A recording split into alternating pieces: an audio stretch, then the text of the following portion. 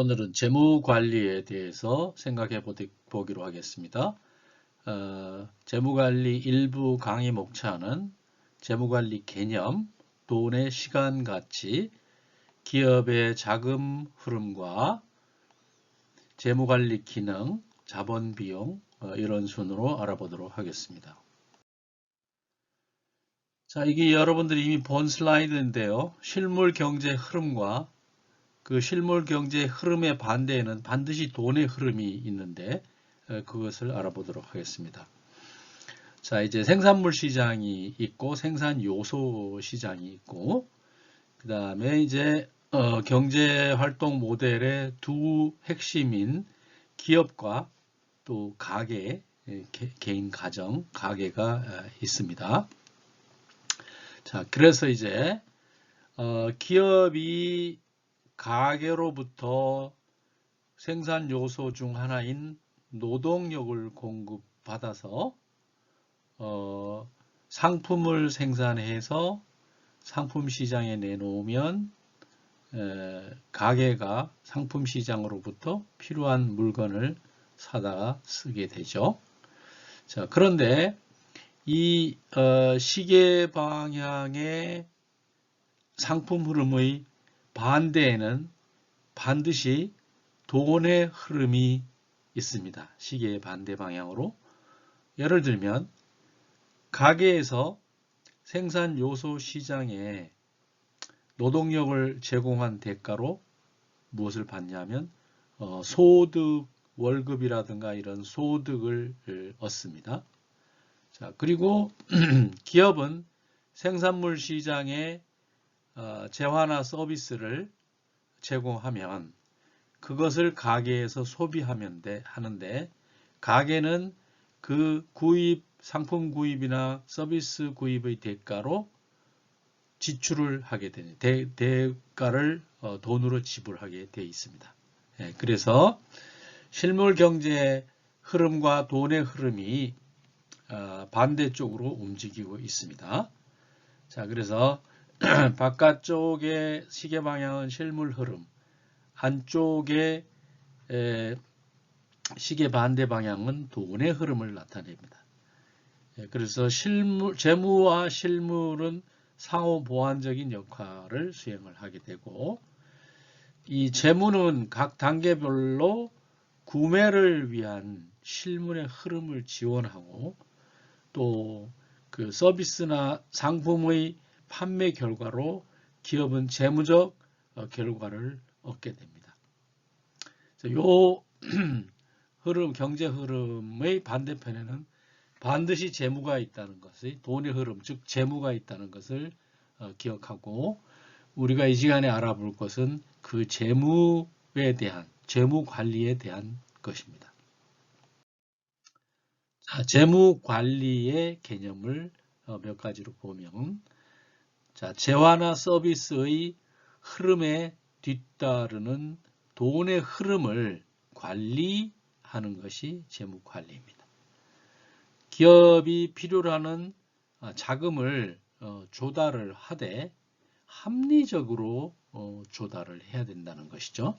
여기서 이제 합리적이라는 것이 많은 의미를 함축하고 있는데 뒤에서 알아보겠지만 기업은 자금을 조달하는 대가로 비용을 지불하는데 그 비용이 기업의 영리 목적에 맞도록 최소 비용으로 해야 되고 그리고 이제 여러 가지 그 돈의 흐름과 관련된 리스크를 감안해서 조달해야 된다. 그런 얘기가 됩니다.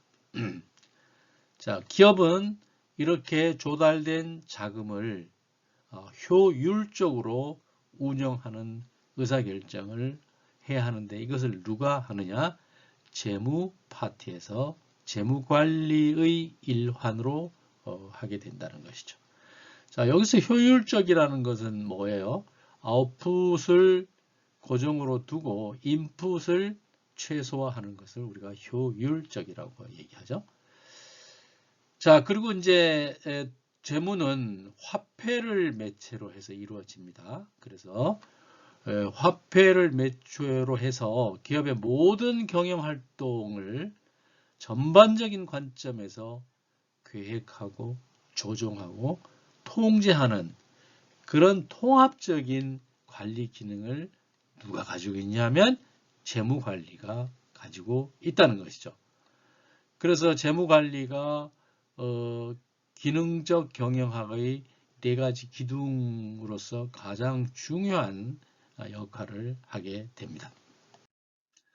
자, 우리가 통제 활동을 내용적으로 구분하는 그런 슬라이드를 봤잖아요. 그래서 생산 통제와 지원 통제와 재무 통제라는 것이 있었는데 이 재무 통제라는 것이 결국 자본의 효과적 조달과 활용을 위한 통제, 또 수익, 예산, 운전 자본, 재무 비율 등을 통제하고 특별히 또 유동성 리스크에 빠지지 않도록 유동성을 통제하는 그런 것이 재무 통제로서의 재무 통제의 역할이었던 것을 우리가 공부한 적이 있습니다.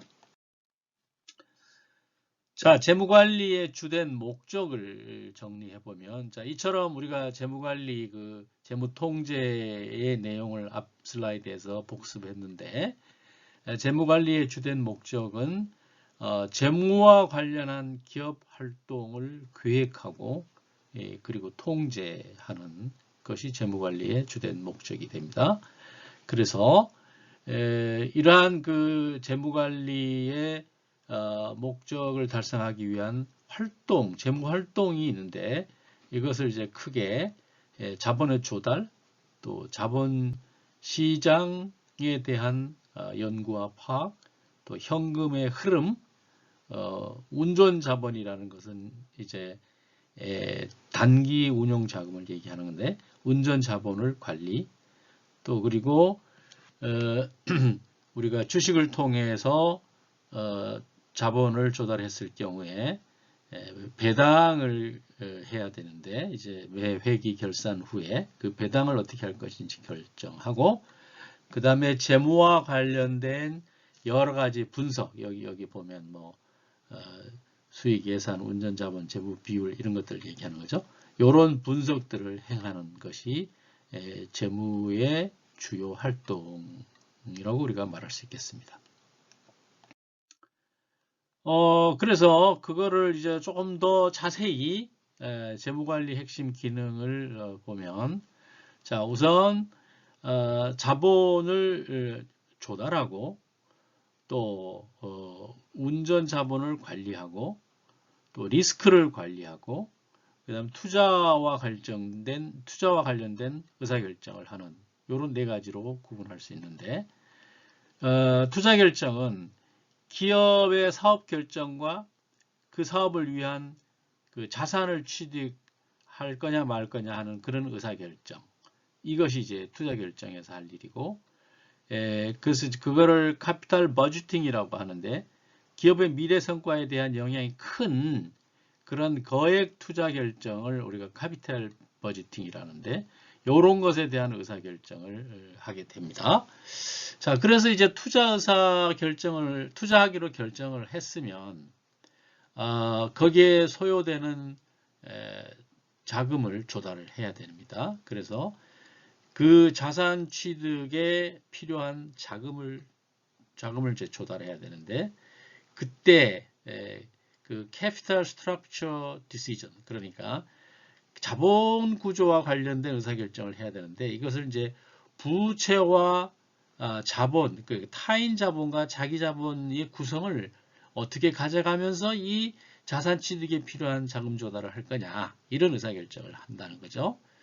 자 그리고 이제 이렇게 해서 자본을 조달해서 자기 자본으로 그러니까 자본으로 조달을 했을 경우에 이제 회기가 끝나면 배당을 해야 되는데 배당을 얼마나 높게 하고 또 사내 유보를 얼마나 높게 할 것인지 이런 의사결정도 자본 조달과 운영에 관한 의사결정이 되겠습니다. 그리고 이제 운전 자본 그리고 이제 여기서 이제 카피탈 버지팅이라는 건 장기 자금임에 비해서 운전 자본이라는 것은 유동 자산과 유동 부채가 이제 운전 자본에 해당이 되는데 이것들을 어떻게 관리할 거냐. 그리고 이 중에서 또 순운전 자본의 관리와 또 유동성을 어떻게 항상 확보할 거냐. 기업은 그 유동성 리스크가 발생하면 흑자 도산을 하는 그런 불행한 사태가 발생할 수 있기 때문에 항상 유동성 리스크 관리에 유의해야 되는데 그런 것들을 누가 하냐면 운전 자본에서 한다는 거죠. 그리고 이제 그 재무에서 특히 이제 리스크 관리를 하게 되는데 기업 활동은 리스크를 리스크를 인수하면서 이익을 내는 그런 활동이라는 말이죠. 그러니까 항상 기업 활동은 리스크와 불가분의 관계가 있다는 것이죠. 그리고 이제 21세기 이후에 들어와서 경영학은 지속 가능 경영, 그러니까 기업이 망하지 않도록 하는 것이 가장 중요한 경영 기업의 목표가 됐어요. 그래서 이 지속 가능한 경영을 담보할 수 있는 리스크 관리를 해야 되는데 이제 여기에는 리스크를 인식하고 그 인식된 리스크를 강도 빈도 평가를 하고 그리고 이 리스크가 줄어들도록 통제 활동을 펴는 이런 내용들이 다 리스크 관리에 속해 있다는 것을 우리가 9-1 특강에서 알아보았습니다. 자, 이제 재무관리는 그 일련의 프로세스로 구성이 됩니다. 그래서 이제 재무관리 프로세스라고 하는데 재무 예측과 이익 계획에서 출발해서 확정된 목표 이익을 실현하는 데 소요되는 자금을 조달하고 또 조달된 자금이 합리적으로 운영되도록 통제하고 자금의 운영이 적정하게 수행되었는지를 분석하고 경영 성과인 이익을 처분해서 적정하게 배당하는 전체적인 관리 체계가 이 재무관리 프로세스입니다. 그래서 그것을 이제 단계별로 나누어 보면 재무계획. 자, 우리가 이제 매년 11월 중순이 되면 9월부터 시작해서 11월 중순이 되면 그 다음 해에 경영계획을 세우게 되는데 그 경영계획의 핵심은 재무 예측과 이익 계획이라는 거죠. 자, 그리고 그 재무 예측과 이익 계획에 필요한 재원을 조달하는데 이것은 자기 자본으로 조달하기도 하고 타인 자본으로 조달하기도 한다는 타인 자본이라는 것은 남에게 돈을 빌리는 것이에요. 자, 그리고 이렇게 이제 조달된 자금을 자금 운영을 관리해야 되는데 운전 자본 관리와 예산 관리가 여기에 해당이 됩니다. 자, 그러고 나면 이제 재무 통제가 이루어지는데 재무 통제에서는 여러 가지 재무 분석을 하게 됩니다. 그리고 이제 회기가 끝나면 그래서 이익이 이제 발생하면 이익 처분에 대한 정책을 결정해야 되는데 그래서 이익을 얼마나 배당할 거냐 그리고 유보를 얼마나 할 거냐 이런 의사결정들을 이제 매년 매 주기마다 하게 되는 이런 것들이 재무관리의 프로세스입니다. 그런데 이제 기업이 글로벌 활동을 하기 때문에 반드시 이 모든 프로세스의 외환이라는 것이 또 이제 연관이 됩니다. 수입을 할 때도 달러로 수입을 하고 수출을 할 때도 또 달러로 대금을 받고 그럼으로 해서 환 위험이 발생하므로 환 위험을 관리해야 되고 그리고 자본을 조달할 때도 국내 자본시장, 금융시장에서만 자본을 조달하는 게 아니고 해외에서도 자본을 조달하기 때문에 이제 국제금융과의 관련된 내용도 재무관리에서 수행을 할 필요가 있습니다. 자, 이런 것이 전체적으로 재무관리 프로세스입니다. 근데 이건 이제 큰 기업뿐 아니고 여러분들이 하다못해 몇천만 원짜리 커피숍을 운영한다든가 통닭집을 운영하더라도 결국 이와 비슷한 규모만 작을 뿐이지 비슷한 재무관리 프로세스가 이루어져야 됩니다. 그런데 이제 경영학이라는 것을 배운 적이 없는 사람들은 그런 것들을 이제 주먹구구식으로 하다가 이제 자금 조달이 어려워지면 어떻게 돼요? 그러면 막 높은 이자에 급전을 쓴다든지 그렇게 해서 고생을 하는 경우가 많이 있습니다. 이제 재무관리를 하는 목표에 대해서 좀 생각을 해보면, 자, 이제 가장 단순합니다. 재무관리의 궁극적인 목표는 그 기업의 가치를 극대화하는 거예요. 뭐니 해도 그 연말에 이익을 극대화하는 것은 너무 단편적인 목표가 되므로 장기적인 기업 가치를 극대화하는 것이 재무관리의 궁극적인 목표라고 우리가 생각을 하면 됩니다. 지금까지는 우리가 주로 이윤 극대화를 목표로 삼았어요. 그런데 이 이윤 극대화라는 것이 문제점이 있어요. 그래서 이윤의 개념이 모호해졌다는 거죠. 뭐가 이익이냐 이거죠. 장기적으로 보는 것이 이익이냐, 단기적으로 보는 것이 이익이냐. 단기적으로는 이익인데 장기적으로는 손실을 가져오는 그런 의사결정들이 있을 수 있잖아요.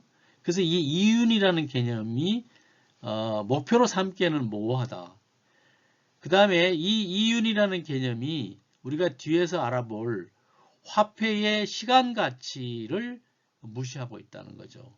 3년 후의 현금 흐름과 지금 이 시점의 현금 흐름을 이게 따로 미래 가치와 현재 가치로 구분해서 평가해야 되는데 그런 것들을 무시하는 그런 개념이 이인 극대화라는 목표에서 나타난다는 거죠. 자, 그리고 또 하나 이제 우리가 재무관리의 기본 원리에서 알아보겠지만 이 미래의 불확실성, 즉 리스크를 무시하고 있다는 거죠. 이윤 극대화라는 목표가. 그래서 이런 것 때문에 이제 이윤 극대화보다는 기업 가치를 극대화하는 방향으로 재무관리의 궁극적인 목표를 삼고 있는 것이 점점 이제 현대적인 기업에서의 생각입니다.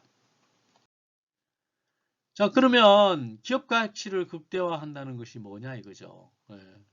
자, 기업 가치라는 것은 기업이 얻게 될 미래 현금 흐름 전체를 현재 가치로 정의합니다. 이것이 기업의 가치입니다. 그래서 앞에서 이윤 극대화의 단점으로 지적됐던 화폐의 시간 가치를 적절히 해야만 되고 그것이 이제 기업 가치 극대화 안에는 그 개념이 명확히 들어간다는 거죠. 현재 가치를 계산하는 데 사용하는 할인율에는 위험이 반영되어 있다는 거죠. 그래서 미래의 불확실성에 대한 평가가 제대로 이루어진다는 거죠. 기업가치 극대화라는 개념 안에는. 자, 그런데 그러면 기업가치라는 것이 모호한 개념이냐? 절대 모호한 개념이 아니라는 거죠. 기업가치는 시장의 주식 가격을 통해서 객관적으로 측정할 수 있고 시시각각으로 그 이러한 변화가 다 기업가치 안에 녹아들어 있다는 거죠. 그래서 우리가 2020년 6월 어느 날 현재 삼성전자의 기업가치는 삼성전자가 발행한 주식 수가 있고 거기에다가 현재 주가를 곱하면 이 삼성전자라는 회사의 기업가치가 바로 계산이 됩니다. 그런데 이 삼성전자의 주가 안에는 이런 것들이 다 녹아 들어가 있죠. 삼성전자가 미래가 굉장히 위험이 큰 의사결정을 했다 그러면 주가가 어떻게 돼요? 당장 내려갑니다. 그리고 미래의 큰 수익 기회를 얻었다 그러면 주가가 어떻게 해요? 당장 올라갑니다. 그러니까 그런 것들이 아주 객관적으로 나 혼자가 아니고 시장 전체가 그것을 그렇게 바라보는 그것이 주가에 녹아 있기 때문에 바로 기업 가치는 계산이 가능한 그런 개념이 됩니다. 자, 그래서 재무관리에는 두 가지 기본 원리가 있습니다. 그 제1원리는 화폐 시간 가치이고 제2원리는 리스크와 수익의 상충 관계입니다. 트레이드 오프 관계입니다. 자, 화폐 시간 가치는 같은 금액도 현금 흐름이 실현되는 시점에 따라 현금 흐름의 가치가 다르게 평가된다는 거죠. 즉, 가까운 장래에 실현되는 현금 흐름이 더 큰 가치로 평가되고 미래에 실현되는 현금 흐름은 작은 가치로 평가된다는 거죠. 이게 이제 현재 가치 평가 모형인데 이건 뭐라고요? 금방 이제 알아볼 것입니다. 그러니까 1년 후에 100만 원이 현재의 100만 원과 가치가 같지 않다는 거죠. 그것이 바로 화폐의 시간 가치입니다. 그래서 우리는 경영학을 공부하는 사람으로서 항상 화폐의 시간 가치를 생각해야 됩니다. 이런 예가 있어요. 제가 이제 2005년에, 그러니까 2020년 기준으로 보면 15년이 됐잖아요. 15년 전이잖아요. 그때, 고향 친구가, 좀 어렵다고 그래서 500만 원을 빌려줬어요. 근데 그 친구가 그 돈을 아직도 갚지 않았어요. 그런데 이 친구 머릿속에는 500만 원을 빌린 것만 생각하고 있어요. 근데 그때 500만 원과 지금의 500만 원이 가치가 같아요? 전혀 다릅니다. 그것은 화폐의 시간 가치이기 때문에 그렇습니다. 자, 두 번째 리스크와 수익의 상충 관계인데 재무 결정은 미래 결과에 대해서 예측하지 못하기 때문에 그 리스크와 불확실성을 지니고 있어요. 그래서 리스크 부담을 싫어하는 투자자는 미래 현금 흐름의 불확실성이 커지기에 리스크 부담에 대한 대가로 더 많은 기대 수익률을 요구한다는 거죠. 이게 이제 리스크와 수익의 상충 관계인데 이게 이제 노벨 경제학상을 받은 CAPM 자본자산 가격 결정 모형입니다. 이건 이제 재무관리에서는 공부를 하는데 뭐 우리는 거기까지는 공부하지 않고 그냥 개념 정도만 이제 알아볼 거예요. 자, 그래서 재무관리의 두 가지 기본 원리, 여러분들이 이제 경영학을 배웠으니까 화폐 시간 가치와 리스크와 수익의 상충 관계. 그러니까 우리가 이제 하이 리턴, 하이 리스크, 로우 리턴, 로우 리스크라고 하잖아요. 자, 그래서 어떤 사람이 여러분에게 이렇게 제안을 합니다. 야, 너 나한테 100만 원을 빌려주면 내가 10% 이자를 쳐서 줄게. 그렇게 얘기하면 지금 금리가 2%, 3%밖에 안 되는데 10%라는 것은 굉장히 수익률이 높은 거잖아요. 그 얘기는 이 제2 원리에 따르면 네가 빌려주는 100만 원으로 나는 굉장히 리스크가 높은 비즈니스에다가 투자를 할 거야. 그러니까 너에게 10%라는 높은 수익률을 가져다 주지만 그만큼 리스크가 높다는 것도 너는 알아야 돼. 근데 뒤에 말은 안 하죠. 가로 속에 넣어 놓죠. 그래서 여러분들은 항상 수익률이 높다. 그러면 리스크가 높다. 이 리스크가 높은 비즈니스구나. 이렇게 이해를 하시면 된다는 거죠. 자, 여기서 이제 우리가 기대 수익률이라는 말이 나왔어요. 네. 사람들은 불확실성이 큰 것에 대해서는 더 큰 기대 수익률을 요구한다는 거죠. 그래서 그 기대 수익률이라는 것은 무위험 수익률에다가 리스크 프리미엄을 더한 거예요. 그 얘기는 뭐냐면 A라는 기업의 기대 수익률은 A라는 기업에게 내가 돈을 빌려줄 때 기대하는 수익률은 우리가 국가에 돈을 빌려줄 때처럼 위험이 없는 그 수익률에다가 그 A라는 기업에 빌려줬을 때 그 국가보다는 되갚을 확률이 커지는 만큼 더 많은 수익률을 요구하는데 그게 리스크 프리미엄이라는 리스크의 대가로 더 많은 수익률을 요구한다. 바로 그 말입니다.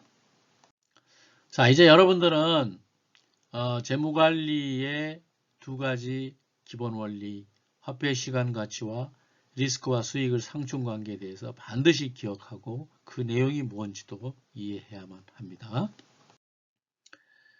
자, 이제 두 번째 장에서는 돈의 시간 가치라는 것을 구체적으로 우리가 알아보겠습니다.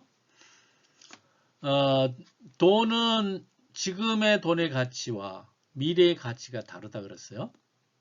자, 현재 가치라는 것은 present value라는 뜻이에요. PV로 표시하는데 미래에 발생할 현금 흐름을 현재 시점의 가치로 환산한 금액을 그것을 현재 가치라고 해요.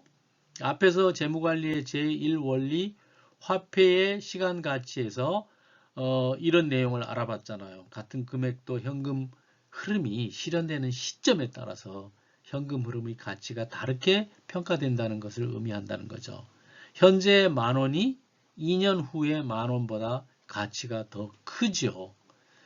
보통 우리가 돈의 가치를 얘기할 때 특별히 언급을 없으면 모든 돈의 가치는 미래 가치가 아닌 현재 가치를 의미하는 거예요. 그리고 이 현재 가치에 대칭되는 개념으로 이제 미래에 발생할 현금 흐름, 즉 미래 가치를 얘기하는데 이것을 future value라고 합니다. 보통 우리가 이제 원금하고 이자를 계산할 때 요 산식을 여러분들 다 이제 산수에서 배웠잖아요.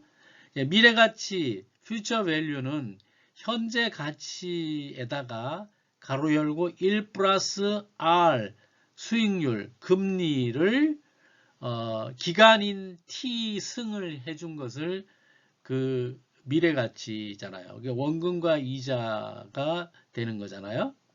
근데 요 미래 가치 산식에서 우리가 지금 만약에 PV를 모른다면, PV를 구하고 싶다면 요것을 반대편에 넘겨서 나눠주면 되니까 현재 가치 산식은 미래 가치에다가 1 플러스 R의 T승을 나누어 주면 그게 바로 그 현금 흐름의 현재 가치가 되는 겁니다.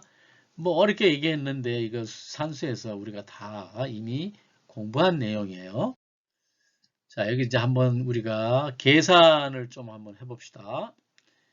이거 막상 이제 안 해보면 잘 이게 서툰데 또 몇 번 해보면 금방 익숙해집니다. 자, 여기 이제 미래가치, 그러니까 3년 후의 미래가치가 547만 원이고 그리고 그 매년 금리가 3%라고 하면 이 돈의 현재 가치는 그럼 얼마냐? 이거를 이제 우리가 계산할 수가 있어요. 그래서 결론적으로 보면 여기 지금 3%니까 0.03이잖아. 100으로 하면. 그래서 1 플러스 0.03을 T가 지금 몇 년이에요? 3년이잖아요. 그래서 3승하면 그게 1.0927이 됩니다. 요 분모가 1.0927이 됩니다.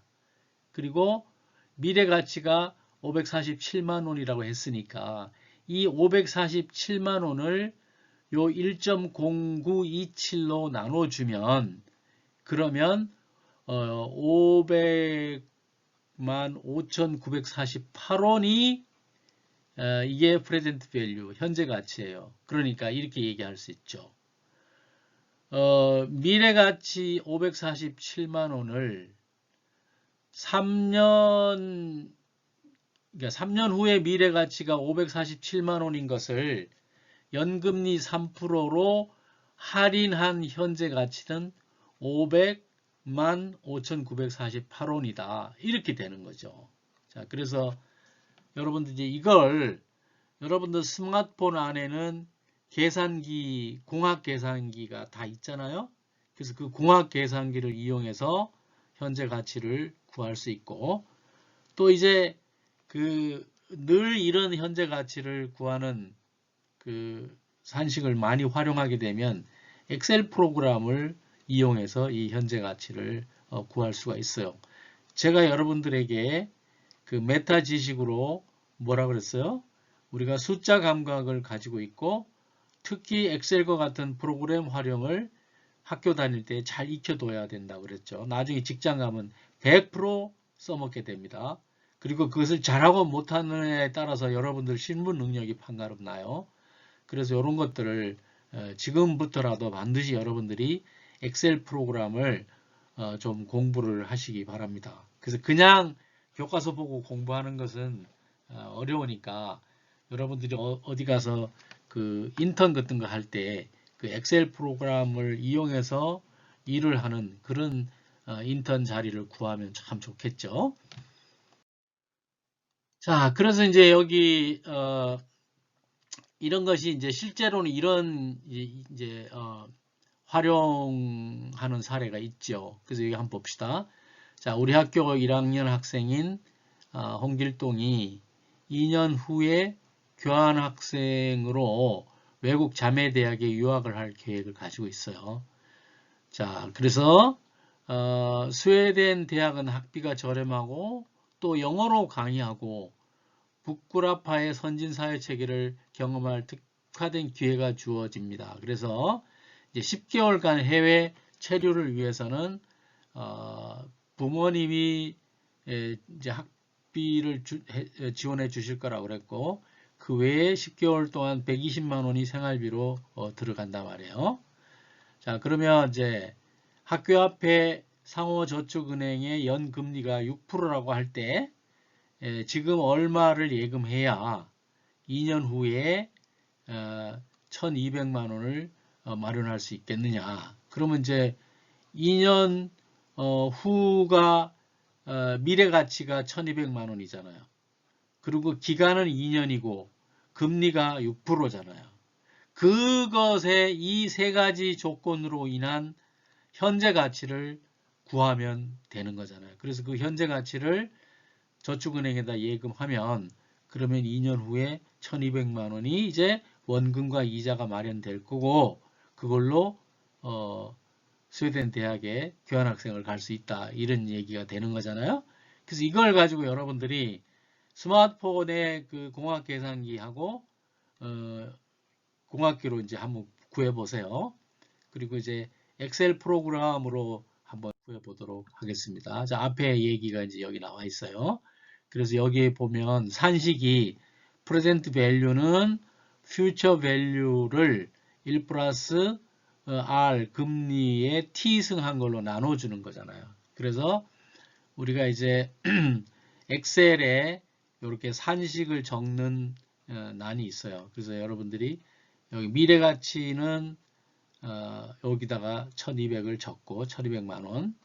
그 다음에 현재 가치는 여기 이제 그 피처 밸류가 뭐예요? 칸으로 치면 B1이잖아요. B1. B1을 뭘로 나눠주냐 하면 1 플러스 할인율 B3에다가 그 다음에 기간 T승 한 게 B4잖아요. T승 한 걸로 산식을 집어넣으면 이 세 식을 자유자재로 바꿔도 거기에 해당되는 값을 엑셀 프로그램이 구해준다 그 말이에요. 자, 그렇게 해서 이제 미래가치 1200만 원 그리고 할인율 6%, 그 다음에 기간 2년을 입력을 하고 요 산식을 입력을 하면 그러면 그리고 엔터를 누르면 바로 계산이 나옵니다. 현재 가치가 얼마로 나와요? 1067만 9천원 이렇게 나오죠. 그러면 1006만 8천원을 지금 예금을 하면 2년 후에 이게 1200만 원이 된다는 얘기잖아요. 그래서 요 엑셀 요런 걸 엑셀 프로그래밍이라고 하는데 엑셀 프로그램으로 이렇게 하고 그래서 이것을 만약 그러면 1,500만 원을 계산 여기다 입력하면 바로 요 값이 또 달라지죠. 그게 이제 엑셀 프로그램의 장점이죠. 자, 이거 여러분들 꼭 해야 봐야 됩니다. 왜냐하면 요건 뭐 100% 학기 말고사에 나옵니다.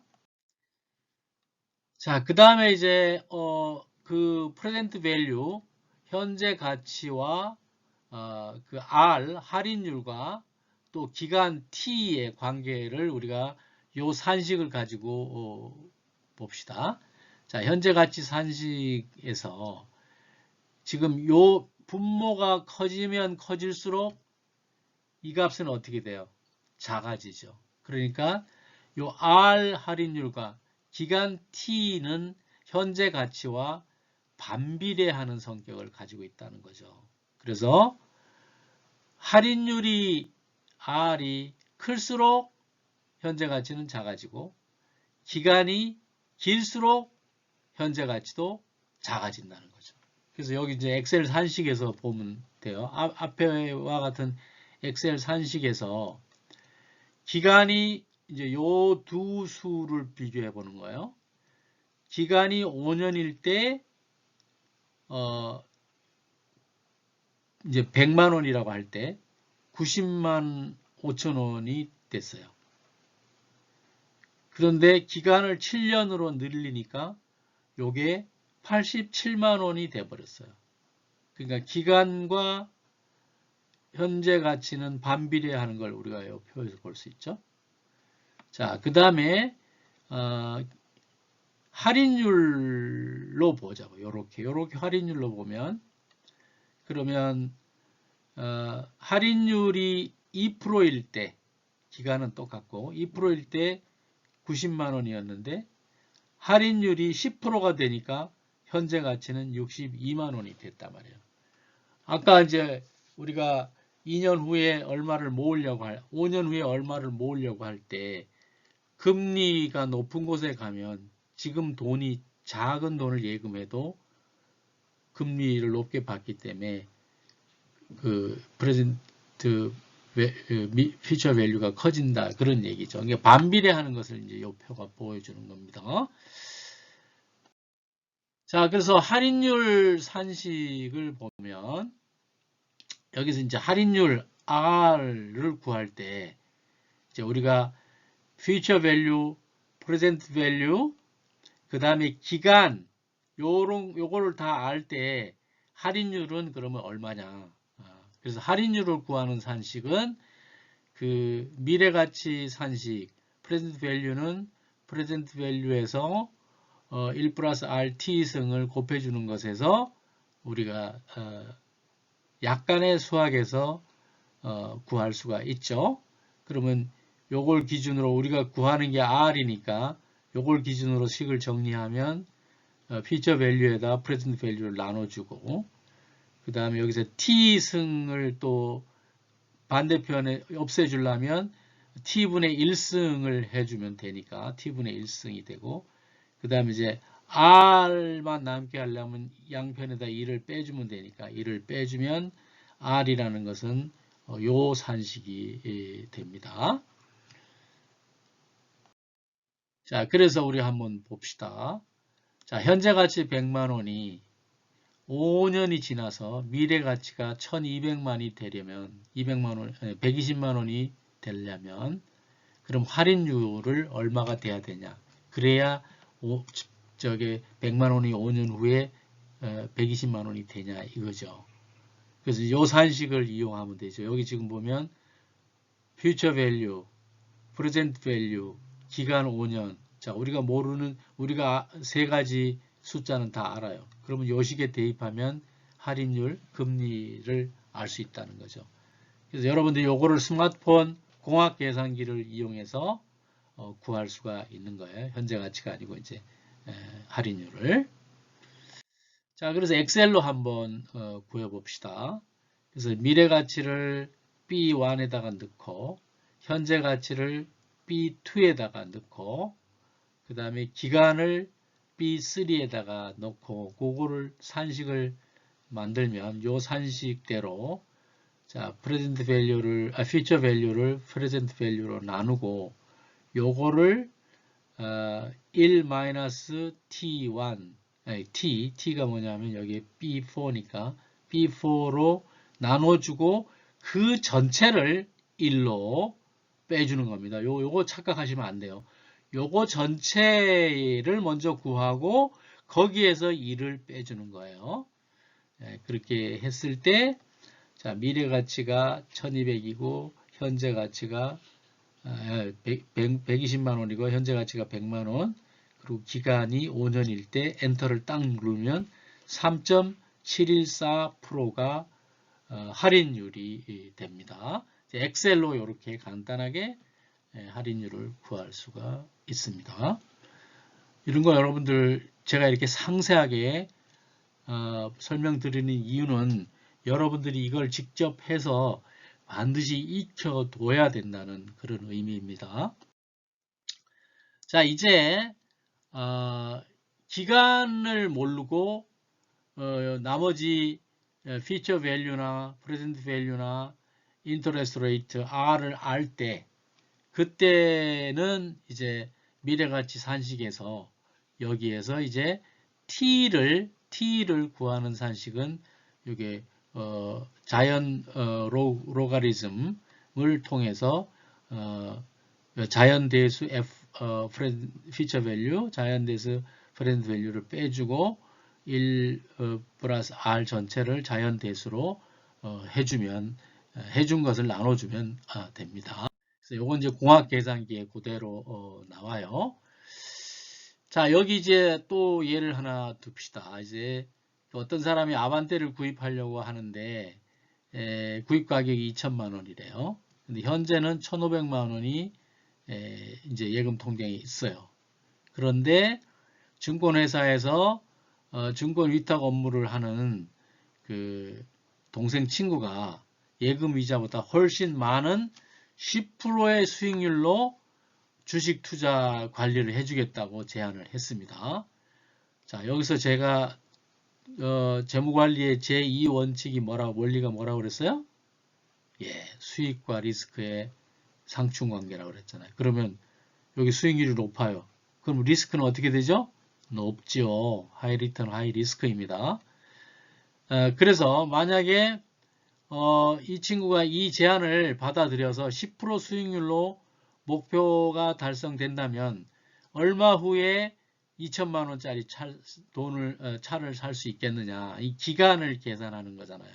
그래서 이것도 이제 여러분 공학 계산기하고 엑셀 프로그램으로 이제 구해 봐야 되는데 이제 다음 슬라이드에서 그것을 볼 텐데 여기서 이제 제가 증권회사에 있는 그 꺽정이라는 친구의 제안은 적법합니까? 요거를 이제 위임 매매라고 그러는데 요거는 적법이 아니고 불법입니다. 근데 실질적으로 현실적으로는 이런 일들이 뭐 더러 일어나는데 여러분들 절대 이렇게 위임 매매를 하면 안 돼요.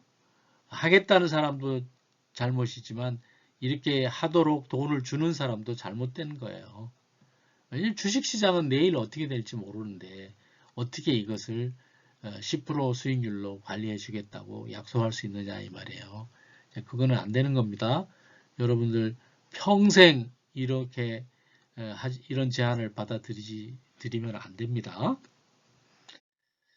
자, 그래서 이제 위에 거를 이제 정리해 보면 2천만 원이 피처 밸류고 현재 가치가 프레젠트 밸류가 1,500만 원이에요. 그리고 수익률이 R이 10%란 말이에요. 기간을 구하는 거잖아요. 그러면 이제 우리가 요 산식을 이용하면 되는 거예요. 자, 그래서 미래가치 B1, 현재가치 B2, 할인율 B3, 자 이렇게 놓고 여기 자연대수, 자연로그 B1 마이너스 자연로그 B2를 자연로그 1 플러스 B3로 나눠줘서 엔터를 누르면 바로 여기 기간이 3.01 4 이렇게 기간이 나온단 말이에요. 3년하고 조금 더 넘으면 이제 1,500만 원이 2,000만 원이 되는 거죠. 근데 10%라는 높은 수익률이 주어졌을 때 그렇다는 얘기예요. 자, 여러분들 이거를 반드시 스마트폰 공학 계산기로 계산을 해 보셔야 합니다. 그래야만 여러분들이 뭐 이건 누구나 할 수 있지 이렇게 하는 거하고 이걸 실제 계산을 해서 그 숫자를 여러분들 감각에 익히는 거하고는 큰 차이가 납니다.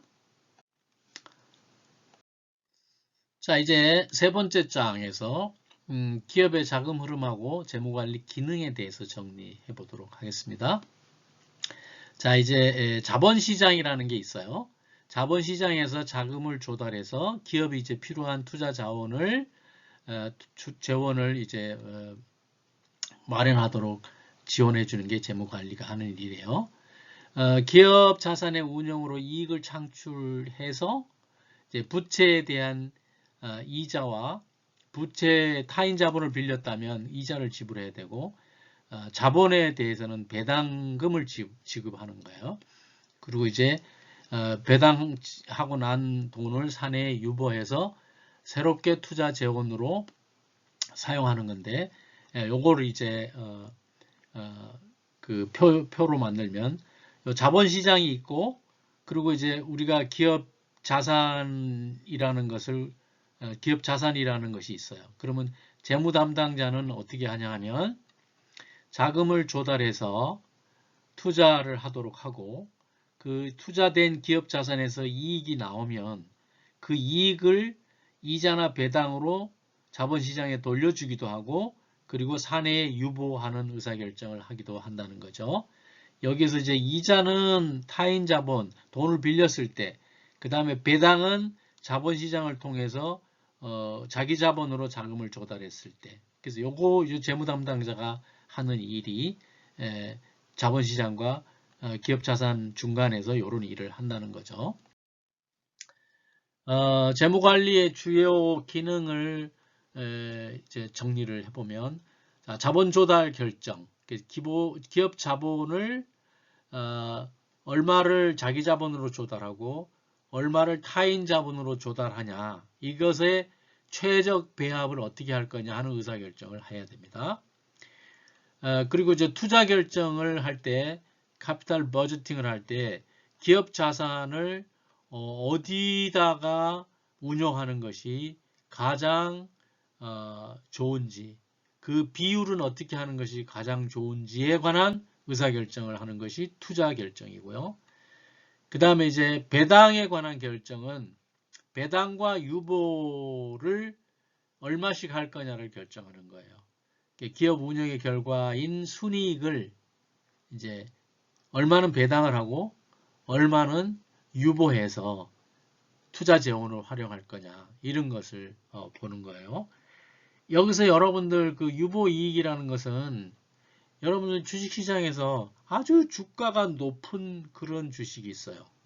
그거는 왜 그러냐면 이 유보이익이 크고 또 보유하고 있는 부동산 자산과 같이 순자산이 큰 회사의 주가는 액면가에 비해서 막 100배, 500배 이렇게 높아요.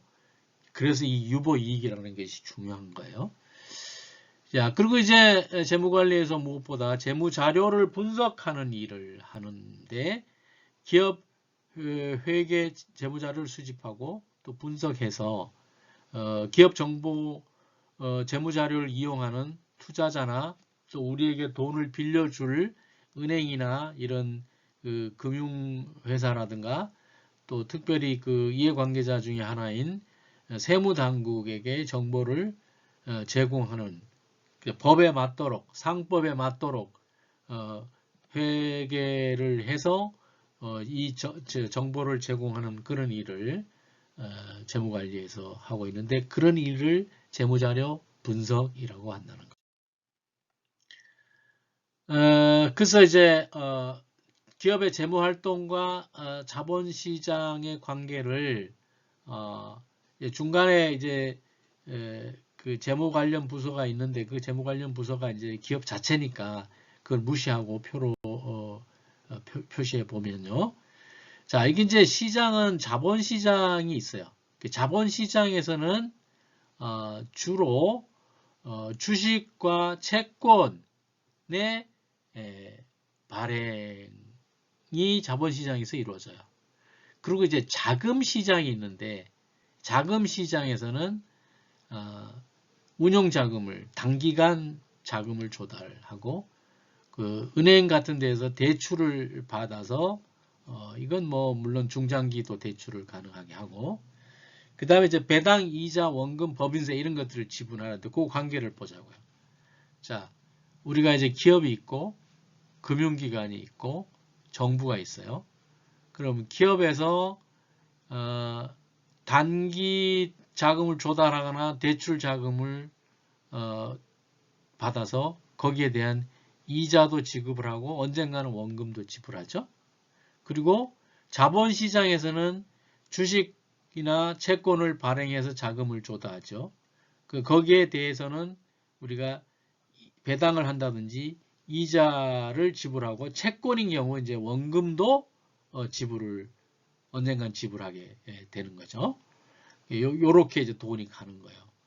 그리고 이제 당기 순이익의 일부는 유보하고 그리고 이제 당기 순이익의 일정 법인세 비율에 따라서 법인세를 정부에 납부하게 됩니다.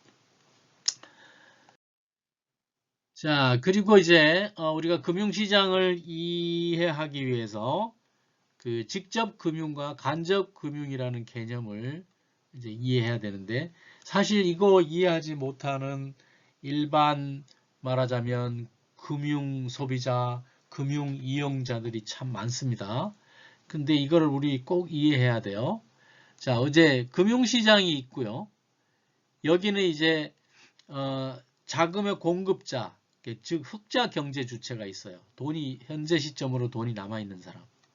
그 다음에 자금의 수요자가 있어요. 이건 뭐 여기는 지금 백악관인데 이건 정부 그 국채가 될 수도 있고 아니면 기업의 투자자도 기업에서 이제 공장을 짓기 위해서 자금을 필요로 하는 사람이 있죠.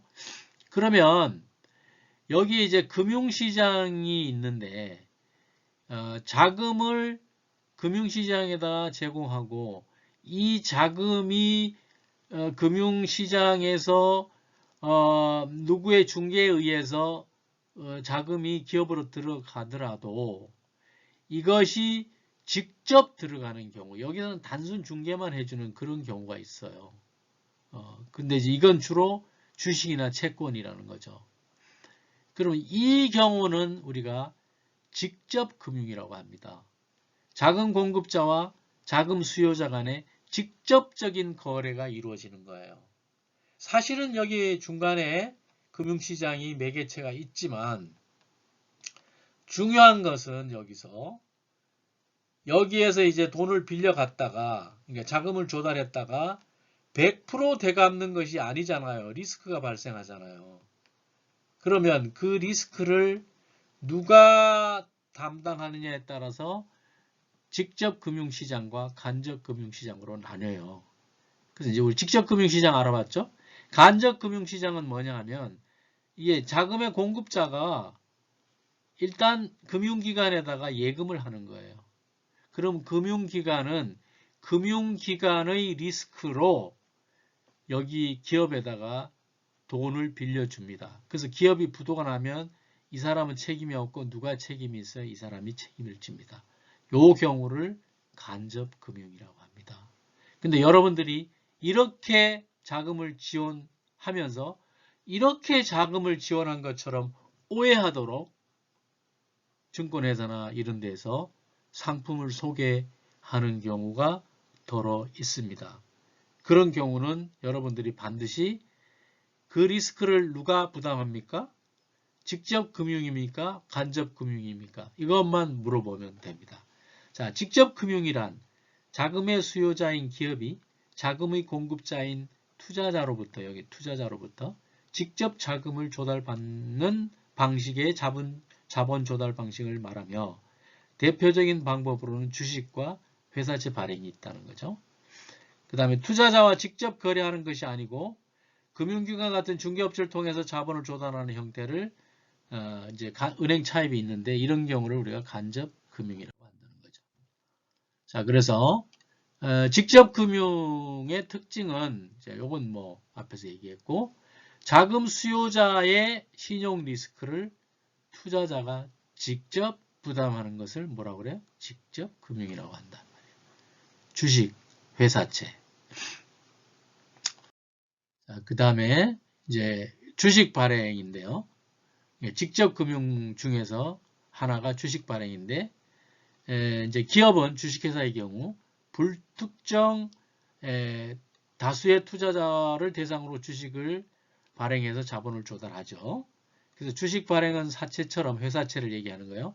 고정적인 이자를 발생시키지 않으므로 재무 건전성 측면에서는 이렇게 돈을 빌리는 거나 사채를 얻는 것보다 회사채를 발행하는 것보다 유리한 거예요.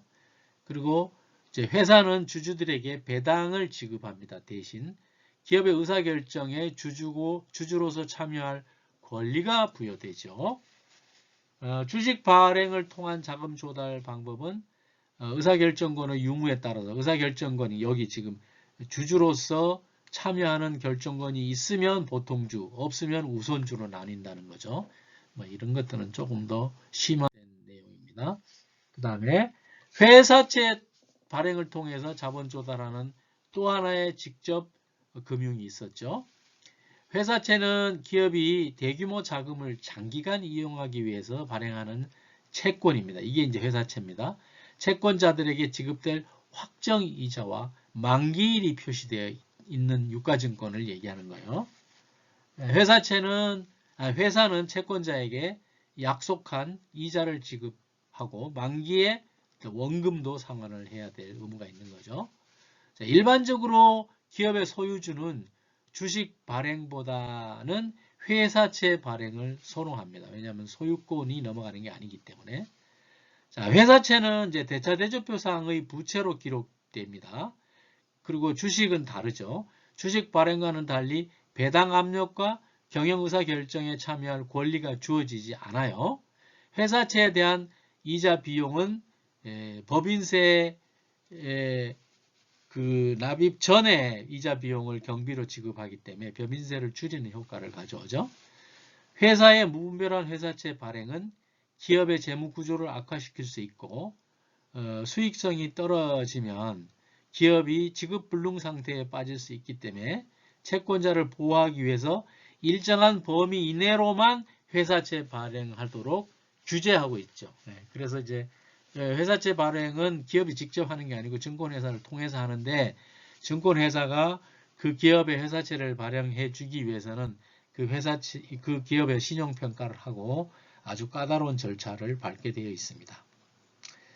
회사채의 형태로 특수한 것들이 있는데 이게 이제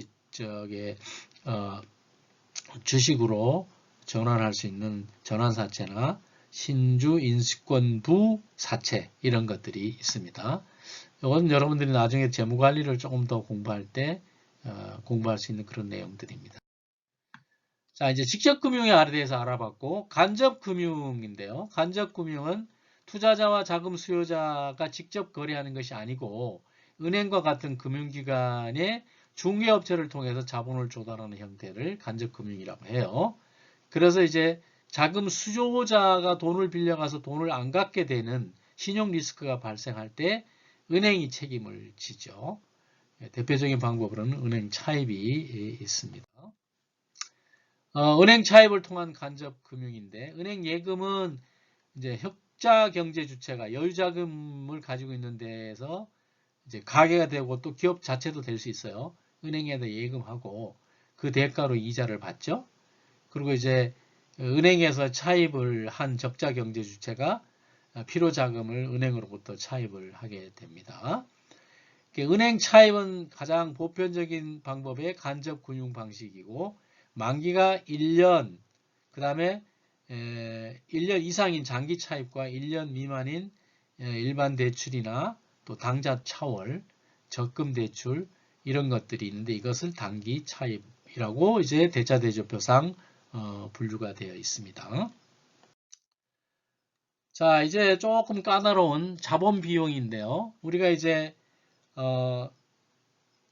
회사채를 발행해서 자금을 조달하거나 또 은행에서 돈을 빌렸거나 그 다음에 주식을 통해서 발행을 통해서 자금을 조달하고 나면 그 대가를 지불해야 되는데 이것을 자본 비용이라고 그래요.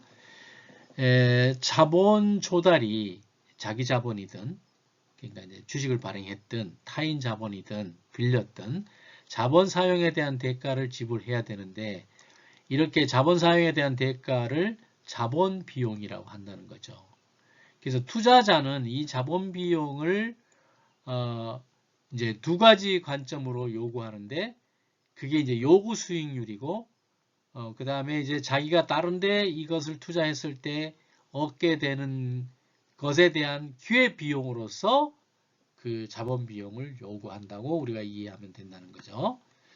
기업의 주요 자본 조달 원천에는 타인 자본, 자기 자본이 있고 이에 따라서 이 자본 비용은 타인 자본일 경우 타인 자본 비용, 자기 자본일 경우 자기 자본 비용으로 이제 나누는데 그래서 이제 전체 자본 비용은 가중 평균 자본 비용으로 계산을 합니다. 그래서 원천별 자본 비용을 그 원천별 자본이 차지하는 구성 비율로 가중 평균한 값을 그 가중 평균 자본 비용이라고 하는데 이것도 이제 재무 관리를 조금 더 배우는 사람들이 이제 알아야 될 내용입니다. 자, 타인 자본 비용은 타인 자본이 기업이 새로운 부채를 조달하려고 할 때 채권자가 요구하는 수익률이 이제 그 타인 자본 수익률인데 타인 자본 비용을 추정하는 대표적인 방법은 그 기업이 발행한 회사채의 현재 가격으로부터 만기 수익률을 유추하는 방법으로 이 타인 자본 비용의 비율을 산정을 한다는 거죠. 그래서 뭐 5년 만기 채권을 3년 전에 발행을 표면금리 13%로 하고 연 1회 이자를 지급하기로 했다면 그리고 액면가가 10만 원이라면 현재 이 10만 원짜리 회사채가 10만 3,425원에 거래된다면 이 차인 자본 비용률은 약 11%로 추정된다는 거죠. 그래서 이렇게 이제 계산을 하면 그 타인 자본 비용률 11%를 계산할 수 있다는 거죠. 그런 게 있다는 정도만 알아두시면 됩니다. 그리고 이제 우리가 자기 자본으로 비용을 재원을 조달했을 때 자기 자본 비용을 계산해야 되는데 이제 크게 그 CAPM 모델 그러니까 자본 자산 가격 결정 모형이나 배당 할인 모형 이 두 가지 방법을 통해서 자기 자본 비용률을 계산을 하게 되는데 자 우리가 앞에서 재무관리의 그 두 번째 원리에서 그 기대 수익률은 무위험 수익률 플러스 리스크 프리미엄이라고 그랬잖아요. 그래서 바로 이제 이거랑 연관이 있어요. 그 A라는 회사의 기대 수익률은 어떻게 구하냐 하면 그 무위험 수익률 100% 원금 반환이 보장된 국채와 같은 그 수익률에다가 시장의 기대 수익률에서 무위험 기대 수익률을 빼고 여기서 베타라는 베타라는 계수를 곱해서 A 주식의 기대 수익률을 구하는 그런 방식이 이 CAPM입니다. 이제 그 내용은 재무관리에서 자세히 배우게 되는데 여기서는 거기까지 가지는 않습니다. 자, 그래서 여기 무위험 수익률이라는 건 뭐냐면 정부의 국고채 수익률로 대표되고 시장 기대 수익률이라면 우리가 주식시장 전체의 기대 수익률을 계산할 수 있어요. 그 기대 수익률이고 그 다음에 이제 위험 프리미엄은 이제 요것이 결국 위험 프리미엄인데 시장 기대 수익률에서 무위험 수익률을 뺀 것이 위험 프리미엄인데 시장 기대 수익률과 무위험 수익률의 차이를 얘기합니다. 그리고 이제 여기서 베타라는 것은 시장 수익률이 변동에 따라서 변동과 비교해서 개별 그 회사 주식이 어떻게 어느 정도 변하는지의 민감도를 나타내는 게 이제 베타 계수인데요. 요걸 가지고 그 어떤 회사의 주식의 기대 수익률을 구해서 그거를 자기 자본 비용률로 활용하는 게 CAPM 모형입니다. 그 다음에 배당 할인 모형은 이제 미래 배당이 이제 우리가 배당을 하잖아요. 미래 배당이 주가를 결정하는 것으로 보고 투자자가 주식으로부터 기대하는 현금 흐름을 적절한 할인율로 할인한 것이 현재 주가이므로 기대 현금 흐름과 주가의 관계를 이용해서 할인율, 즉 자기 자본 비용을 찾아내는 것이 그게 배당 할인 모형입니다. 요거랑은 이제 좀 다른 개념인데 중요한 모형 중에 하나입니다. 이 정도가 이런 것이 있다는 정도로만 알아두시면 되겠습니다.